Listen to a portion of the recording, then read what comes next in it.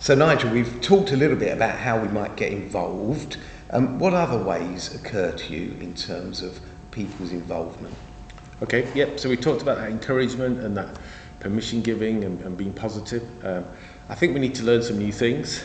It's been a long time since many people have even thought about starting a new Christian community or planting a church or doing something in the community intentionally around this area. So I think we need to learn some of those things, and that might mean we converse about that. It might be we read about it. We might go and visit other people who are doing it. I think we can perhaps go on some of the training which is available, just so we begin to understand some of those things, particularly around my colleagues in the God for All strategy, very keen about community organising approaches where we connect one-on-one with people in our communities. So I think those are some of the things we can do.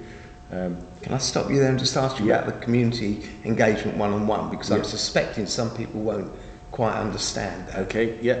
So in one sense this is a good place to talk about this, because in 1995 when I moved to this place, the church, the Ashwood church just down the road, had only just started, and we came in after a mission to live here, and we spent an awful lot of time connecting, just phoning people up, saying, can we come have a cup of coffee?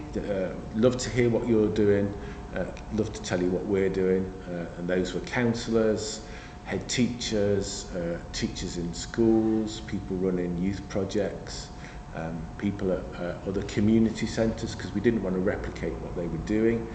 So we just literally went about that, built relationships, not with any real agenda. We just went to listen, and we did want to say what we were about, and we formed some really pivotal relationships in that time, which were enabled us to do lots of work in schools, in the community. We connected with the MP, got support of the council. So I think all of those things I think are really important in new places for new people. And they were obviously slightly different in different contexts. So where I live now, it might be more perhaps talking to the farmer, perhaps talking to people who run the nursery. So we need to adjust who we might speak with depending on where we're at. But I think it's really important to do that. And again, I've not seen any research or evidence that where people have done that, it's not borne some fruit. So that, and again, if you're in the inner city, it might be talking to people of other faiths, from other cultures who wouldn't normally access anything to do with Methodism, just to build intentional relationships. And if we can find common ground and common good, I think that's a fantastic thing. And to me, it's about sowing those seeds with people of like mind. So that's a really key thing, isn't it, in getting involved? It's being willing to be relational and build the relationships, which doesn't mean everything we have done in the past is wrong, but sometimes there can be a temptation to just try old models and methods because that's what the church has traditionally done. We'll have a ladies group because churches have ladies groups. We'll have a men's breakfast because churches have men's breakfasts. They may be great things to do, but starting from a relational basis rather than an assumption that we put on events and programs. Yeah, and I might even go a step further. I know Stuart Murray, who influences me a lot, talked that it was a bit of a wake-up call for the church in the pandemic, that the community often got to meeting needs first with food banks, with supplies of things like prescriptions and looking after those people who were isolated during lockdown. And so I think there's loads of people out there who want a better world. They want to help people. And I don't think that's just pigeonholing them in a social gospel, but I think it's about their hearts and minds are already won for something positive. And I think if we can build relationships with them and bridge any gaps and talk about faith and spirituality, I think that's much easier than spending hours and hours and hours and hours and hours trying to attract people into something that we're trying to set up. I think that's really hard work in my experience. This is a pushing out rather than a drawing I in. think so, yeah. So last question for this section, which may be a very hard question. If we're talking about getting people involved, I suppose the difficulty with much church life is it's nearly always the people that do everything already that get involved, that are tuned in, that are connected, and so therefore we expect them to do the new thing as well. How do we get at the people that aren't so involved but may need releasing in their gifts and their enthusiasms and passions? Any secret ways to get at those people? I don't know if there's secret ways. Well, not when you've told us there won't be. And some of them are again, culture change. But I think we de-skill a lot of people in church, and we don't recognise their gifts from their whole of life or their outside church life.